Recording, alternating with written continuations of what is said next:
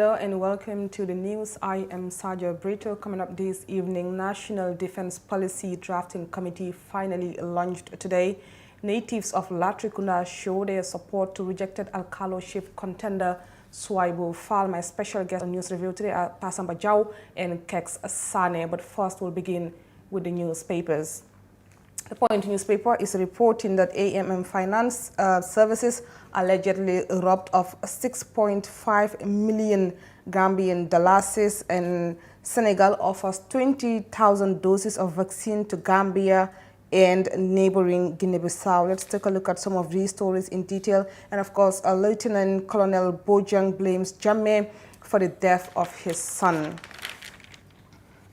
Officials of AMM Finance Services and Productions Limited have confirmed that they were robbed of over 6.5 million Gambian dollars this past Saturday. Mohamed A. Jallo, Operations Manager, AMM Finance Services and Productions Limited, narrated that he was robbed at Sukuta while trying to drop the money at his brother's home by armed men dressed in all black with face masks. He added that while he parked his car at his brother's gate, waiting to hand him the money, he saw a vehicle speeding towards him. He added that he did not think they were armed robbers. Lieutenant Colonel Bojang blames Jammeh for the death of his son. Amadou Bojang of the Gambia Armed Forces and former commander of Operation Bulldozer yesterday testified before the TRRC, blaming former President Yahya Jammeh for being responsible for the demise of his son. He said this happened as a result of his unlawful arrest and detention without a trial. He was quoted as saying, "I blame Jammeh for unlawful detention because he ordered my arrest. My son was sick and I didn't have the chance to take him to the hospital for treatment because of the unlawful detention. So therefore, I will say Jammeh is responsible for the death of my son." Testifying on human rights violation allegations during his service as one-time second-in-command of the defunct Operation Bulldozer, Bojang stated that their operations were to control criminals by enforcing the law, but many human rights violations happened in between. Court adjourns 3 years Jotna case for protest leaders to appear.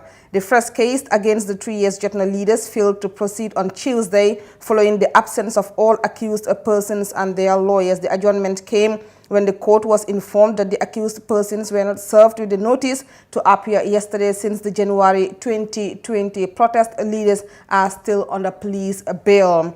Their charge followed a previous case where they were charged with the same offense and were discharged by the court following the state's application for a withdrawal. They were rearrested after the case and taken to the Serious Crime Unit at the police headquarters in Banjul.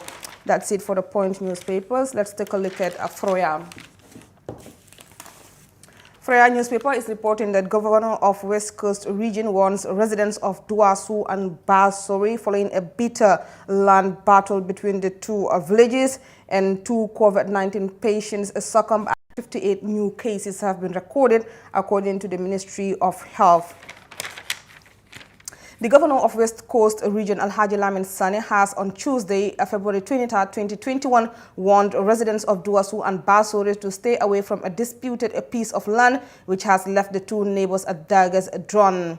"I want all of you to stay away from that land. I am going to send our team of experts to the area. They will go there and map out the whole land, and all activities going on there should be stopped until we solve the matter," he said. The Governor of West Coast Region made this statement while addressing the alcalos of the aforesaid villages and chief of Kombo East District in his Brikama office. His comments came in the wake of a land conflict which ensued between the two communities on Sunday. Governor Sane said the alcalos of both villages were given opportunity to settle the issue amicably, but since they could not do that, the law will be applied accordingly. And of course, young Scorpions sting Ghana under-20 to advance to quarter-finals. Gambia's under-20 football team, currently in Mauritania, competing in the African Nations Cup on Monday evening, ran rampant against the Black Satellites of Ghana to turn the tie in their favor. The young Scorpions conceded an early goal in the first half, but it took them less than 8 minutes to overturn the match in their favor, scoring double goals. Meanwhile, 2 COVID-19 patients succumbed as 58 new cases recorded, according to the Ministry of Health. The Gambia has on Tuesday registered 2 new COVID-19 related deaths, bringing the number of deaths since March 2020 to 146. The country has also registered 58 new cases of the deadly coronavirus, bringing the total number of COVID-19 cases ever confirmed in the country to 4,612 cases. That's it for the newspapers. Let's go for a break, and we'll be right back. Stay tuned.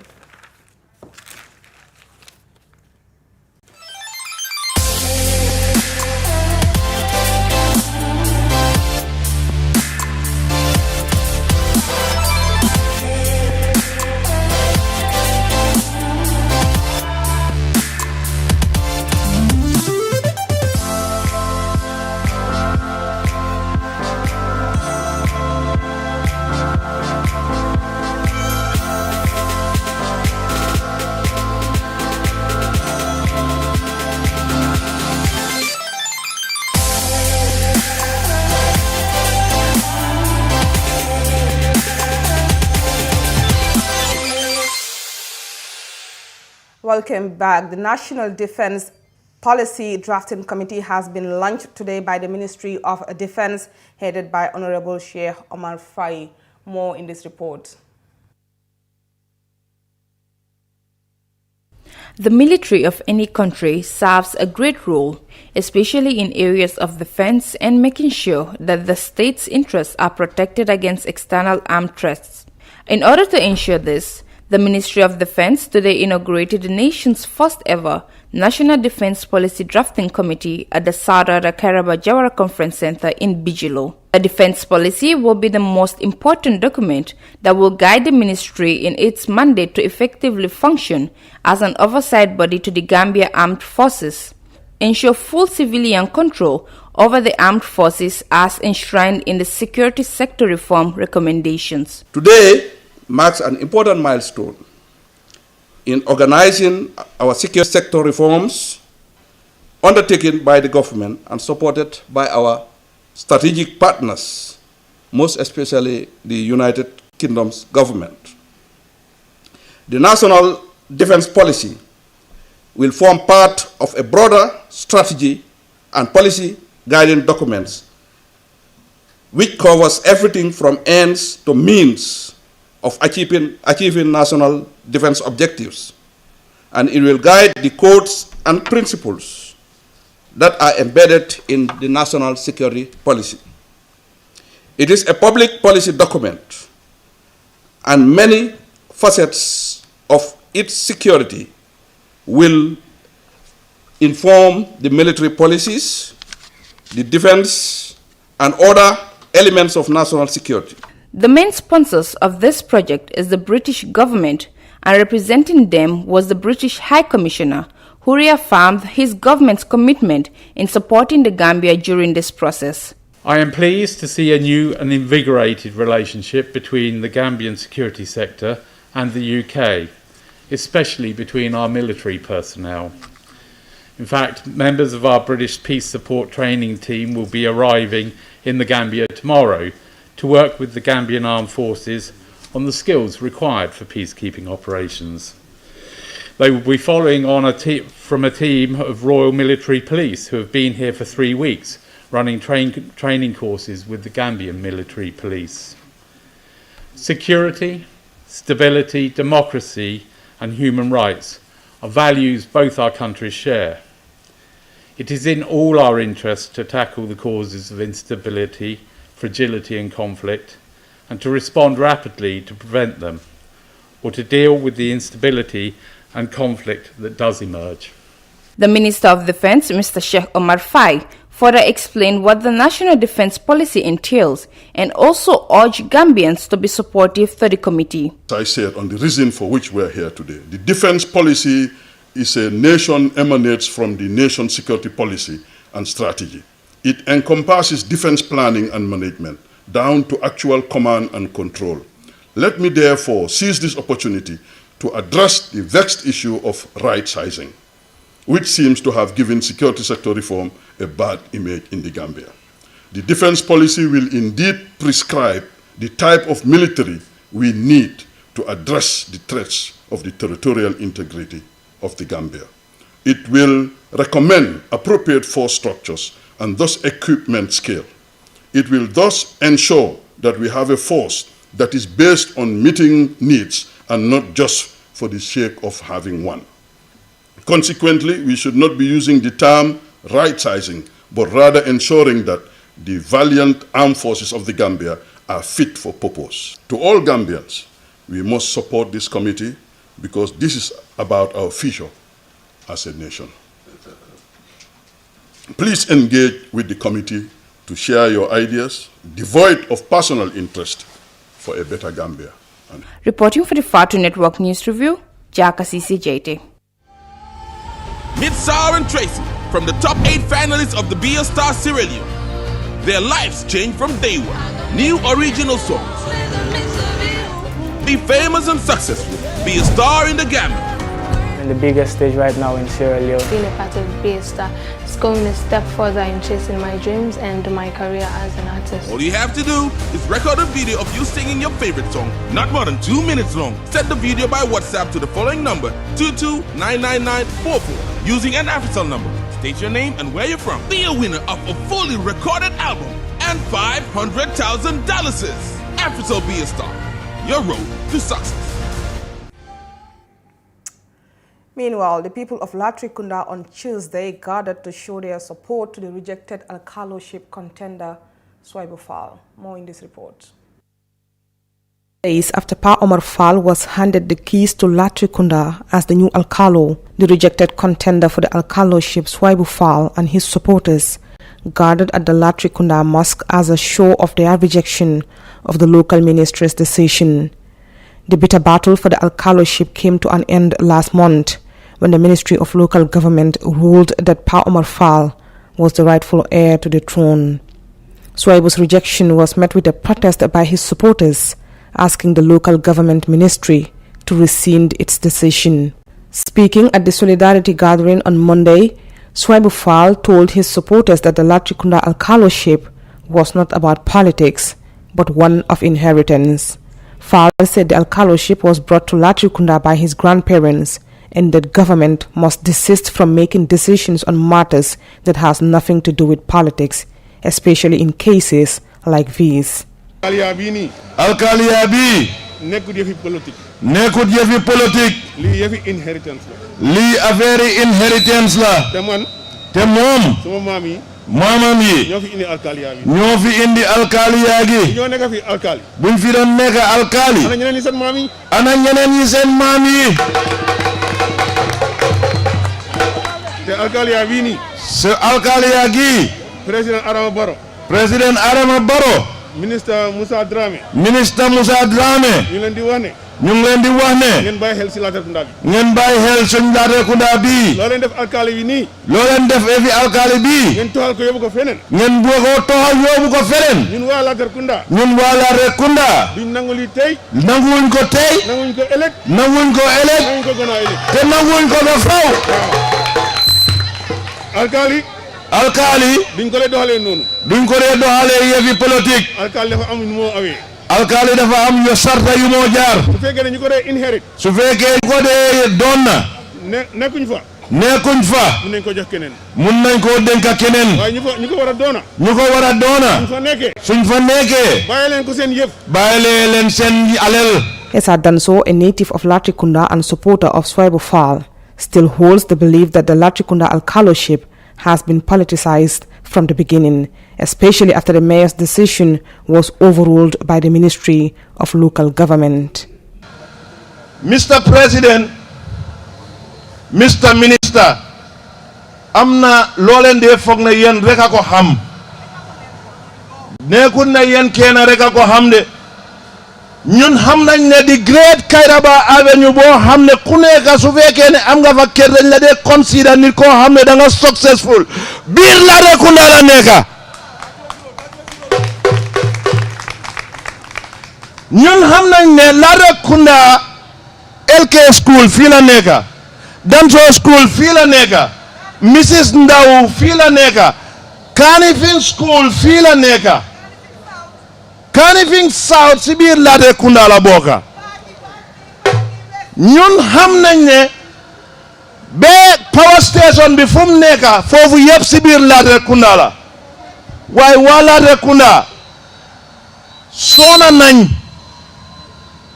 depuis time yi Jawara soona nañ fii lañ nangu pipeline suñ loxo ne is a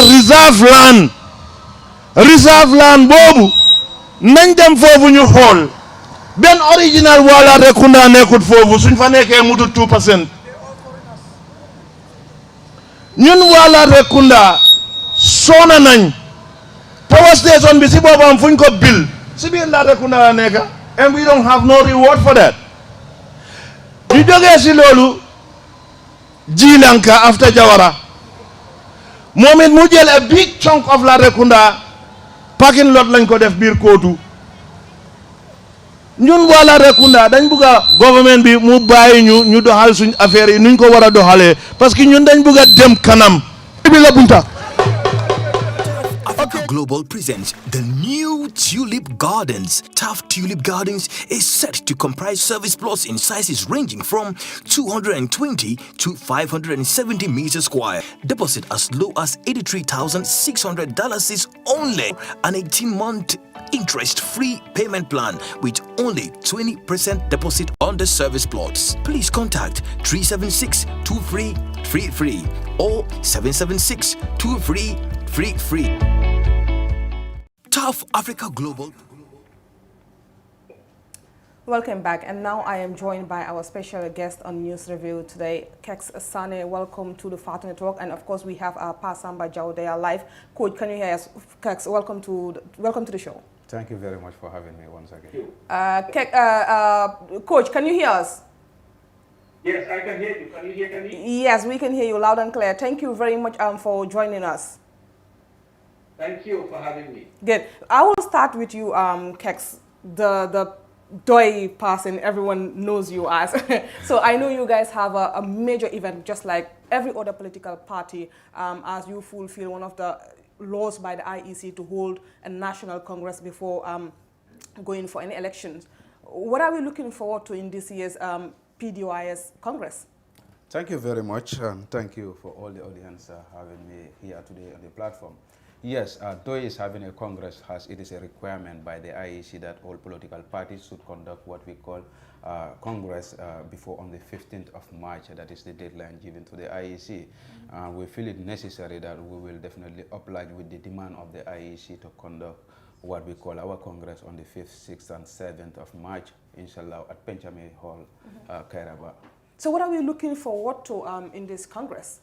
Yeah, actually, for this year's Congress, the message is we are coming with a system change that required a transformative agenda that will shape the future of this country. That is the slogan that we are coming on, because we feel like you cannot change a country unless you change the regime, because we all know that when Jammeh was here, we all agreed that single political party could not remove Jammeh here, and we decided to come in hand, come with all the modalities in place to make sure that we achieve what has never been achieved in this country for 54 or 56 years. This country has never changed through the ballot box. For the first time in the history of the Gambia, we were a part of the political parties that will champion the cause for the Gambia to change for the first time in the history by achieving what we call a regime change. And we said the next step should be a system change, because if we didn't change the system, then we will just be inheriting government upon government. They will come, but they will still work on the same system. Be the same thing. Yeah, the same thing, and what we have been complaining for 54 years. So you must change that system that has kept us,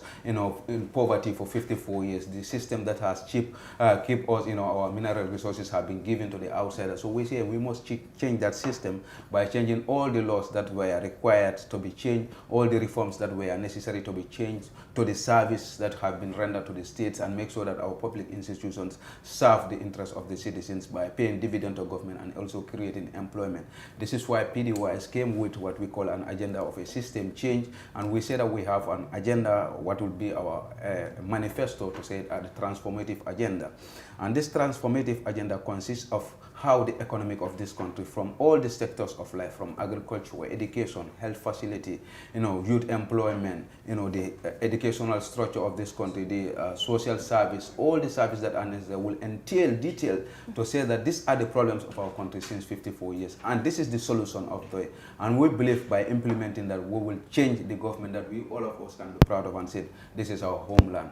And this is what we have. And on the 7th we will launch this, and everybody will have a copy to read and understand the context, and you can compare it to the reality of the country. Then you will realize that definitely DOI has a solution to the problems of this country.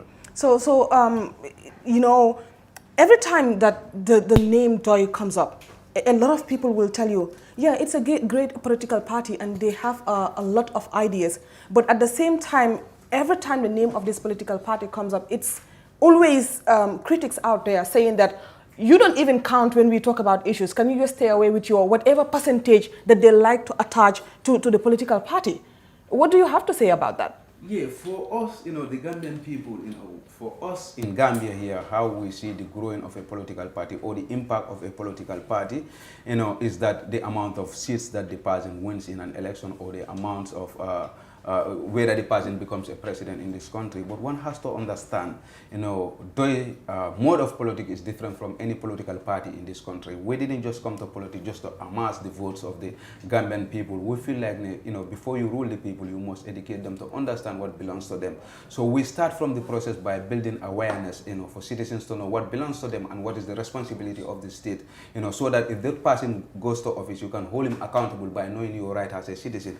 So it was more of an education, and we educate the people until 1994 when the coup d'etat came. And people would say that if after 1994, if we go 1996 election, the vast majority of the Gambian people were all aspiring for DOI because they have understand the message and they were ready. And others even were saying that the coup d'etat was meant for DOI, because they believe that with the numbers that DOI was growing in numbers, we could have taken this country. But the coup d'etat came and derailed the entire process. And for DOI, we have seen that the person who came into power wanted to entrench himself. And we said that we can. So we were more concentrated on how to remove that person in office. And we went up to an extent that we understand that a single political party could not remove this person in office. For 15 good years, DOI was the only political party in this country that was not talking on their platform as DOI has a political party. But rather they were talking on a coalition agenda so that they can remove Yahya Jammeh from office. And this, I can give you example from United Front to NAT, from NATO Coalition 2016. DOI was not talking on their own platform as a political party. They sacrificed DOI to liberate the country, to remove Jammeh from power. No single party. So we were not more concentrated on just to, amass the wealth of the people or induce the people to vote for us. We could have done that. We could have taken minister's position from Jammeh and collect all the monies that are necessary, that are given to ministers per diem, and build our party. And we could be in the force. We can do anything. We can buy pickups. But we were not interested in that. What we were interested is to remove the country where it was heading, because we have studied and we know that the trend the country was going. If we didn't come together, we will not have removed Jammeh here. And as we are going in percentage, you could see that Jammeh was increasing from this percentage to another percentage. So there will be a time we will end up having absolute majority. So we say that we have a tactic, and thank God, Coalition 2016, our tactics work. We were able to remove Jammeh here. So this is what the Gambian people were not interrogating, to look at the way DOI was political. But for them, they are looking at the numbers. And for us, we are not much more interested in the numbers, but we are interested in what type of Gambia are we going to build. And we went up to the extent that we know that somebody was here and we could not remove him until we come together. So we sacrificed the party. So we were not much concentrated on DOI as a political party, but we are interested in removing an incumbency who has been trying to entrench himself to the Gambian people. So it was evident that a coalition was the only solution. And of course, DOI was open to the idea.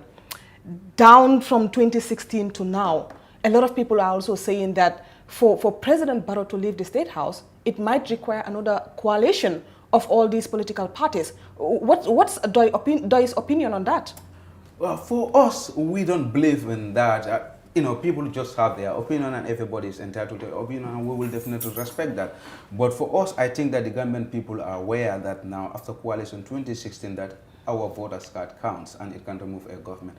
If our voters card could remove Yahya Jammeh here, who has all the abundant mineral resources, that he have all the monies, because I have not seen any presidential candidate in this country that has money more than Yahya Jammeh in terms of even security apparatus that he have, the mode of security apparatus. If our voters card could have removed Jammeh here, I say that we can remove anybody here who is. But that was a coalition. Yeah, that was. So to remove Barrow, what all these analysts are saying is that it might require another coalition. Then that means that the Gambian people didn't we didn't learn from the coalitions 2016 to understand that we must put somebody into office who will serve our interests. So for us, it's about people listening to all the political parties, their programs and policies, and look at the interests of this country. For 54 years, this country has not been voting based on policies and programs. We are voting votes on an individual because of my grandfather who belongs to this political party. This party was my tribe.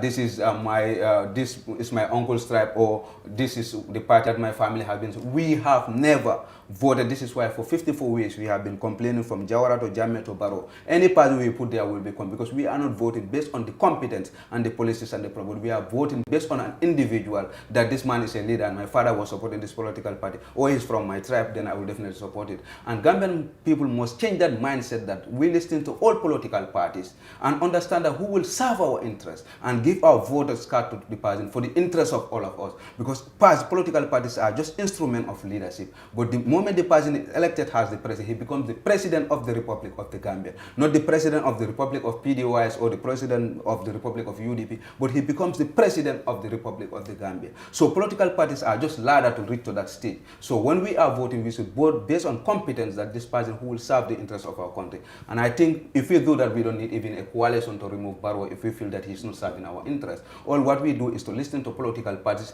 look at their programs, interrogate them, and vote based on competence, not based on this is the person I know or this is the party that I support. If we remove that, there will be no person who will come into power and entrench him or herself on us.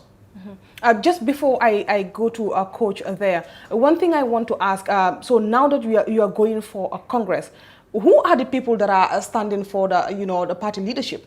Is there anyone going against Halifa? Yeah, it is open, and I think nomination forms has been dispatched, and whoever is interested in any position will definitely apply, and the delegates will decide whether they want that person or not. And I'm not quite sure, because I don't know whether Khalifa will even run for the flag bearer yet, because he didn't talk to me. But I know that the nomination forms are open. Whoever is interested in any position, you can just go and apply or show your interest by writing to the Central Committee that you want this position.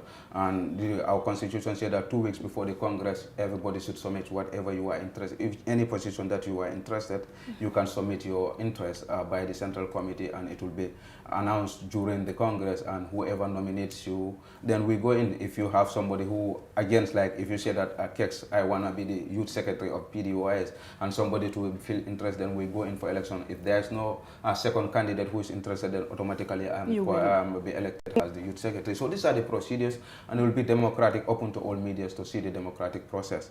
Thank you very much, Kex. I'll now go to Coach. Coach, are you there? Yes. Yeah.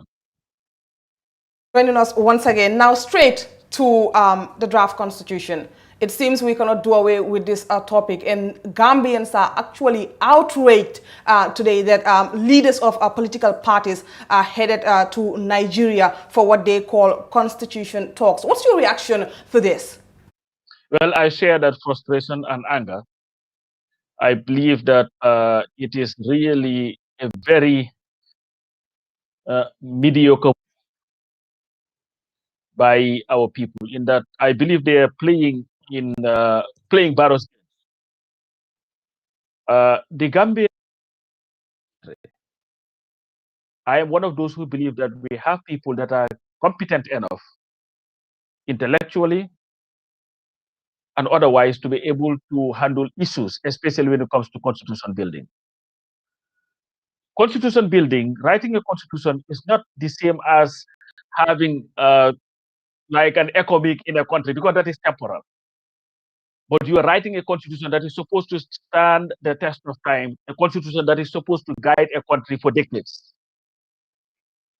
In September, President Barrow and his supporters rejected the draft constitution that President Barrow, sent to the National Assembly. We know that he created the CRC. They went to the parliament. The act was approved. They appointed the members. They taught the whole country, came with a draft. But just because the draft did not meet the desires of President Barrow, he deliberately sabotaged it. And when that happened, the hopes of the Gambia, because you see, we could all have our disagreements about the draft, but at least what we wanted was for it to be given a chance so that it would go through all the stages in the cabinet. Okay, if Barrow had a problem, I wanted to serve for 50 years. Give it a chance, let it go through the process, let it go to the second reading, go to the committee, come with your suggestions. If they are rejected, you can come back and say, you know what, we came, we wanted this, but they didn't want it, but you rejected, and now you're telling us that we have to go to Nigeria to have a discussion with Jonathan so that we can have a draft constitution. When we all remember that very day that they were debating the draft in the National Assembly, there was a joint communique. I think it was from the US, from the EU, the German embassy, and British High Commission. Barrow refused to meet them when they went to meet him because he said he didn't want them to interfere with him. If they wanted to meet, let them go and meet the foreign minister. His supporters stood in the national and said that they did not need any foreign interference in deciding or writing our constitution, and went as far as in fact suggesting that no money used in that process of writing a constitution came from outside. It was locally financed because we did not want any interference. He sent his minister, who was one of the most lackluster, unspirited defense of a bill. So you rejected. Now you, same person that said he did not want foreigners to interfere into how we deal with our constitution, has the audacity to invite Jonathan, come and mediate, and some of our leaders bought that and got on a plane and flew to Nigeria. It is a joke. You know what, Coach? I've heard people mediate when it comes to peace, but for constitution, is that a thing? In fact, it doesn't. The first time that Gambians ever traveled anywhere for constitution, writing of a constitution, to negotiate on a constitution, was when they had the first constitutional conference, 1961, when we were trying to negotiate for our colony, for our independence.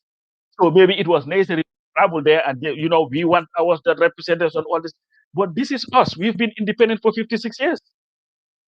And what crisis? I don't see crisis. You know what this is like? You steal somebody's and then call somebody and say, you know what, I want you to come and mediate my crisis between me and that person. There was no crisis created. The constitutions were rejected by Barrow. He rejected it. So, and the funny thing, dishonesty in this whole process. On October 4th, 2020, we, for the people by the people, had the Minister of Justice, the Attorney General, and he said that he was going to try to revive the draft. But what he wanted to do was constitute a committee of independent Gambians to mediate.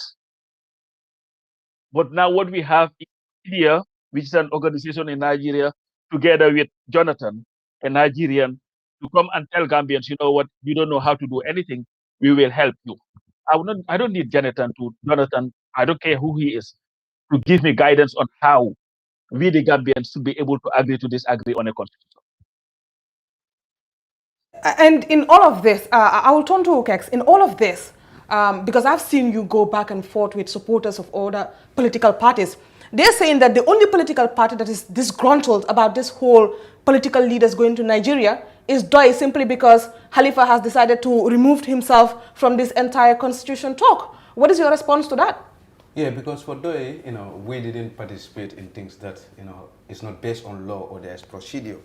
And the funniest thing about this whole issue, and it's a shame that even our Minister of Justice is saying that they are discussing about the draft constitution, which never existed. The draft constitution is never existed as we are speaking right now. There is no draft constitution. It's either they build a new constitution, but anybody who said we are discussing the draft constitution doesn't know the laws of this country, doesn't understand anything. When a bill is rejected in parliament, that bill doesn't exist anymore. And it is rejected in parliament, that means that it is thrown out and the CRRC term of office has expired. That means that there is no draft constitution. Anything that they are doing is either to build a new constitution and come with it a parliament, and that's what the law said. Anything rejected in the parliament cannot come back to the parliament until it is totally different from that what was rejected. So if our politicians are gathering at Abuja telling their supporters that we are discussing about the draft constitution, it is a shame that our leaders doesn't even understand the laws of this country, and they are saying they are discussing the draft constitution. And this is what they understand that, and this is why we are not even part of it. Because there is no draft constitution that existed. Whatever they will discuss there, if they are coming to parliament, they will come with a new constitution. That's what the law stated. So there's nothing like a draft constitution. And if they do anything, they are plagiarizing the work of the CRRC, which is very unfair to the commission, because they have taxed them a job to do. So anything that they will do, they will just change few words there, and they bring in and they said, I bring a new constitution, when that was actually drafted by the CRRC, not them, the executive. That is injustice to the CRRC. For 2 years, they have used their time, they have used their resources to build this constitution. It is rejected by the parliament. You go again and you said you are inviting Goodluck Jonathan just to change 2 letters or 4 letters and said we have built a new constitution. That is very injustice to the CRRC. And if they do that, they are doing injustice to the chairman and his team for the labor they have invested in this draft constitution. And what the politicians are discussing, let them say that they are discussing the new constitution, but they are not discussing the draft constitution, because that one is no more existed as our law stated. There is nothing like a draft constitution. So this is why we are not going to be taking part of it, because people understand that there is no crisis that need the intervention of any foreign power. There are 2 provisions that we could utilize and bring this draft constitution alive to the National Assembly. One is through the National Assembly or through the executive. Yes, which is why some people are basing their arguments on that. They're saying it's only 2 ways that we can go about it. Yeah. Either we go the executive way or we go the parliament way. Yeah. And they are considering this the executive way. So what do you think? This executive, the one they are trying, is only going to be a new constitution. It's not going to be a draft constitution that was rejected by the parliament. So if they are talking, let them say that we are discussing with Goodluck Jonathan to build a new constitution for the Gambia. Not the draft constitution, because that one, according to the law, doesn't exist as we speak right now. For the one through the parliament, those one they can rescind their earlier decision and bring the draft constitution back to the parliament. That one they are speaking in the language of the draft constitution that was drafted by our CRRC, Constitutional Review Commission.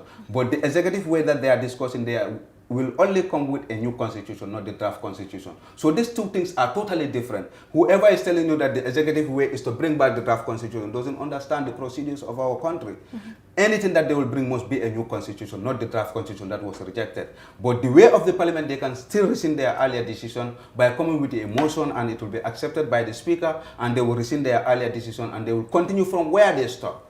But this one, what the executive are doing, is must be gazetted in it must be gazetted for 3 months, 10 days to announce that their intention is to come with a new constitution and then introduce into the parliament. And it starts first from the first reading, introduction, first reading, second reading, committee stage, it goes to the process. That means that it is a new one. If it is a draft constitution, they should start from where they stop. But because it is not that the law said it's rejected, it's no more a draft constitution. That means it's a fresh one. So they have to start fresh. So what the executive are doing, they are not dealing with the draft constitution, but they are trying to build a new constitution. And I'm 100% sure that they are not going to draft anything different from what the CRRC has drafted. And if they do that and bring it to the parliament, they have not done justice to the CRRC for the law work that they have done for the Gambian people. Thank you, Kex. Coach, just one thing. Gambians are outraged that our political leaders will form their little delegation to go to Nigeria to meet Goodluck Jonathan. But it seems people are more angered that we have Sidinjai on the table. What do you think? You see, first, I just want to add to what Kex said. Based on the timeline, even if they had an in Nigeria and bring something new, there is no way that you have a new constitution before the 2021 presidential elections. And that would put you in the same conundrum that you are in now, how are you going to implement the term limit? Because if Barrow does not want a retroactive application of the term limit in his current term, if he to be elected or anybody elected on the 1997 constitution, you would have the same problem, because the person can also tell you that it does not affect my first term because I was not elected on that constitution. But coming back to the present, people think that we are picking on him. It's not. Everything that the coalition CDJ stood against. CDJ was not interested in the building of a new constitution. CDJ was never interested in abuse, Jammeh's abuses. This is the same CDJ who, in fact, fought tooth and nail to try to nullify Barrow's election as president of the Republic of the Gambia. Because when Jammeh made that pronouncement on the 9th of December 2016, that he had rejected, that he was going to nullify the elections, was going to dissolve the IEC, appoint a new IEC, Sirinjai became who? He became the face of that defiance. He became Jammeh's Minister of Information, was the spokesperson of Jammeh. There are clips all over the place about Jammeh was not going to go anywhere. They were not going to accept the results. And by his action, over 45,000 Gambians time in our history packed their things to run across the border as refugees. And in that process, some people lost their lives. So Barrow's election, the reason why we had a coalition was because of the abuse of the Gambian people. So the coalition that elected Barrow built on the sweat, the tears, the blood of ordinary Gambians. The blood, tears, and sweat that came as a result of people like Sidi Njai's arrogance in support of Jammeh.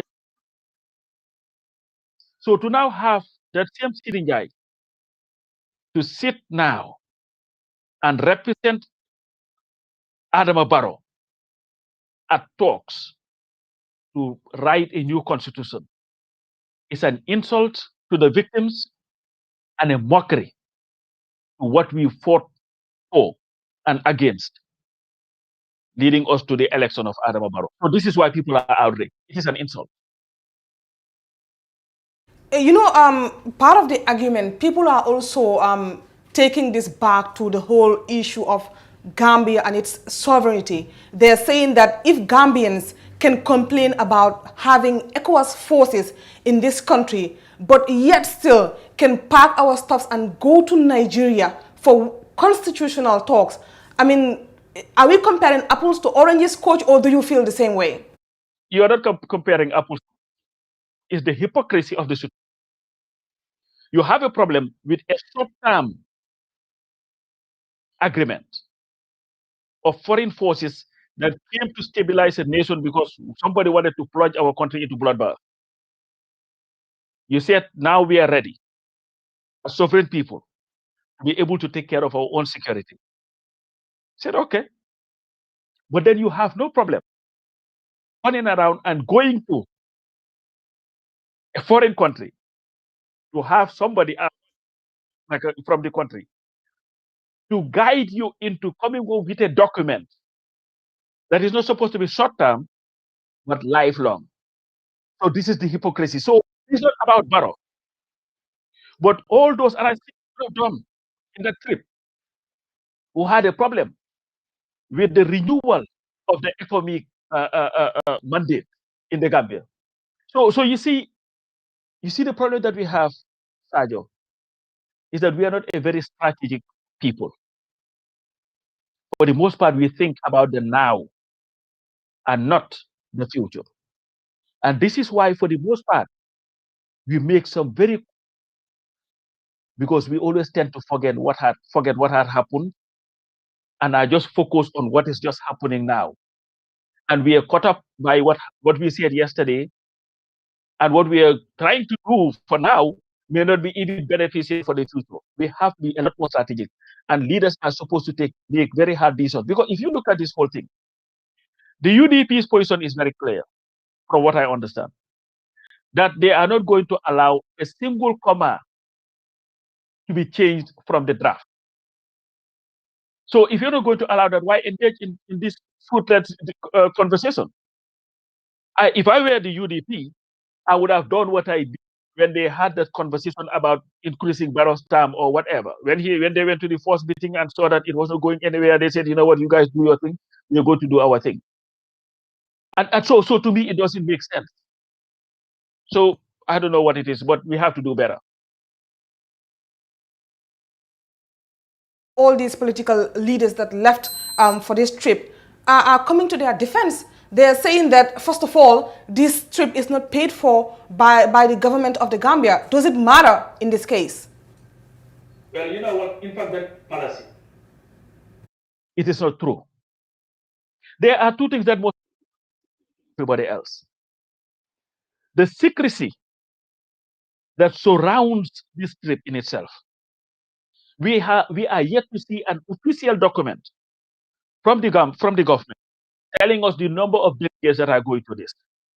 It is the journalists that are trying to pick who is there and who is not there and all these things. So we know nothing pretty much about this trip. I had the minister's interview yesterday on GRTS. He pretty much said nothing to that. The Minister of Justice, apparently, the Minister of Tourism there, who are paying for their per diems. And while they are away, what's happening to the job that they were supposed to be doing in observance of the positions that they hold? So this cannot be a private affair. It doesn't matter where the money or the bulk of the money is coming there. In fact, that is a lie. I want to challenge anybody to prove that this effort, that the Gambia government did not put money into this. I want to challenge anybody. Because this whole thing is shrouded in secrecy. There is no transparent process. So to jump and defend it, what government is not paying for it, that is the list of the concerns of who is paying for it. The whole process itself undermines the territorial integrity and sovereignty of our people. That should be of concern. You see, at some point, we have to be able to accept when our so-called leaders make mistakes. But we have this thing in the Gambia, this herd mentality. If I am part of network, there is nothing you can say about part of network. I'll fight with you. If I am Doi, there is nothing you can say about Doi. I'll fight with you. But that doesn't help you. That doesn't help your process. This process it undermines our sovereignty. And the reason that most Gambians are outraged should be of concern to any political leader or political party. Let's not kill us with who is paying for it. At the end of the day, it's going to cost us something. I know at least Ahmad Badi did not walk from his house to the airport. He was driven by somebody on government's time, government's petrol. So that doesn't account for it. Maybe it may not mean anything to these supporters. But we have our ambulances that are parked because they do not have oil or gas. So we are such a poor country that we do not have any resources to waste, and we should not be encouraging it by giving flimsy excuses of who is paying for it and who is not.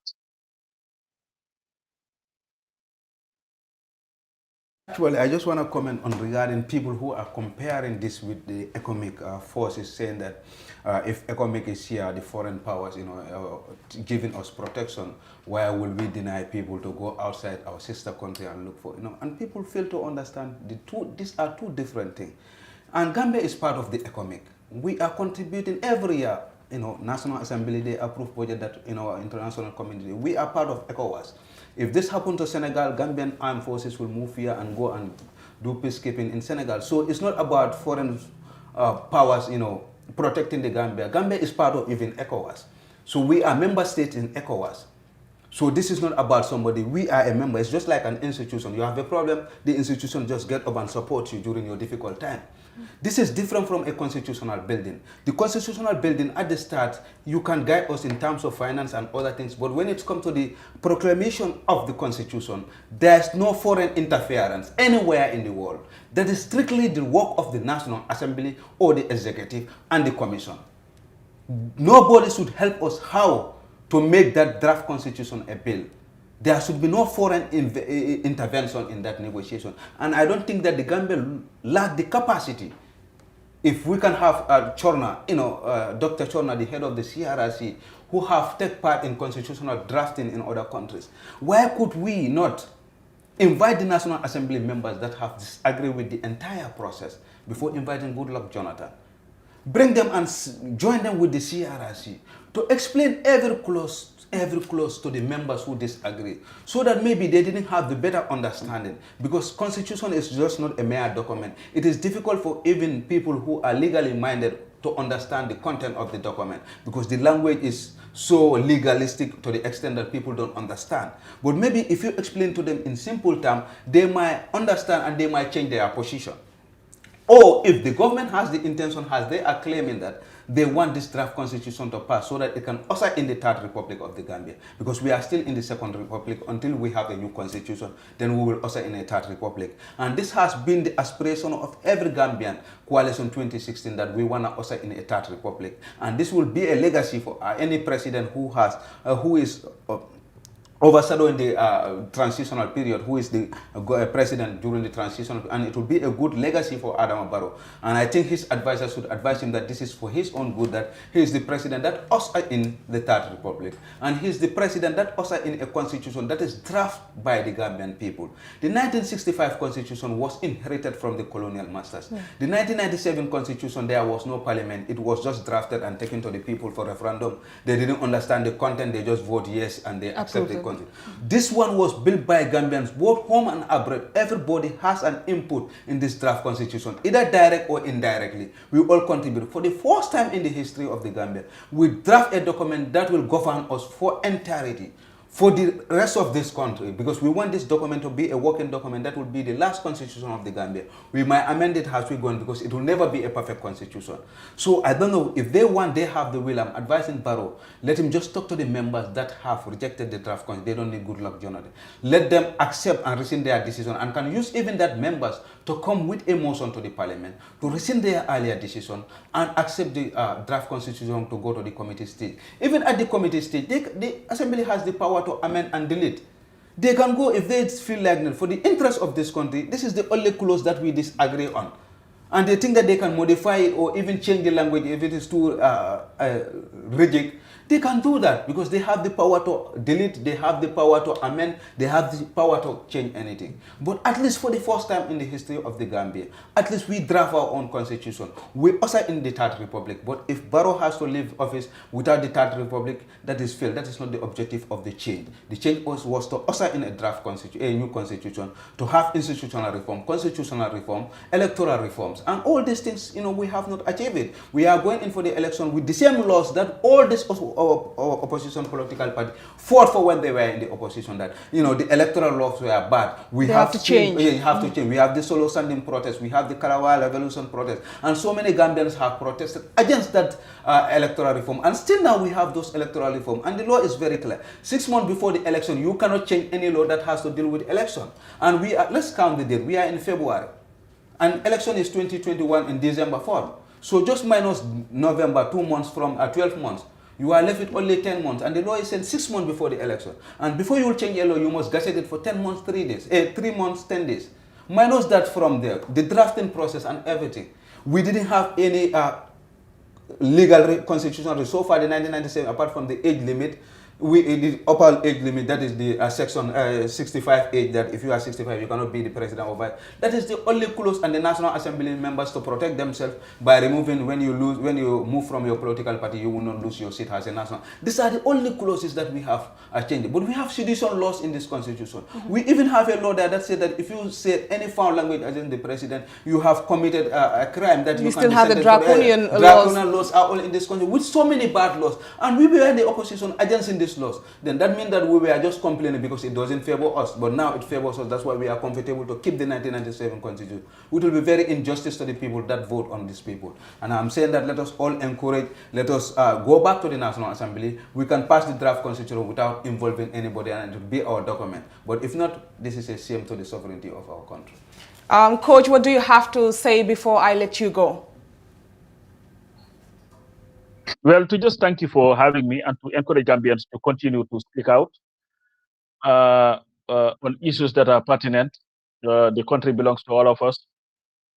And I hope that we'll open our eyes to make sure that next time the leaders that we elect are leaders that are honest enough to stick to their words. Because this whole thing, whether we want to say it outly or not, is as a result of personal greed. Because this was supposed to be a transition government for under 3 years. One was not supposed to succeed oneself. But we are here by the sheer desire to have more than 3 years, but to succeed oneself. Gambia is now put in a conundrum just because one person could not get it his way. With that, I thank you very much, and let's keep on keeping on. What do you have to say before we close the show? Thank you very much, and I'm calling all Gambians, that needs real change for the Gambia that we want. Those holding their Congress on the 5th, 6th, and 7th. Come and listen to our program. We are not forcing you to join the party, but just come and listen to the program. And I'm sure if you listen to the transformation agenda, you will definitely know that this is the solution for the Gambia. For 54 years, this country has been so. 56 years, we have been suffering, and I think it is time for the Gambian people, to take the ownership of the country. We go to the direction that we intend. If we fail to do that, we have failed our ancestors that fought for the independence of this country. And for me, DOI is the solution. Let's all come to the Congress and join DOI for a system change. Thank you very much, Kek Sani, and thank you very much, Coach Pa Samba Jau. That will be it for News Review today. Join us tomorrow if you can. Thank you very much for watching, and have a good evening.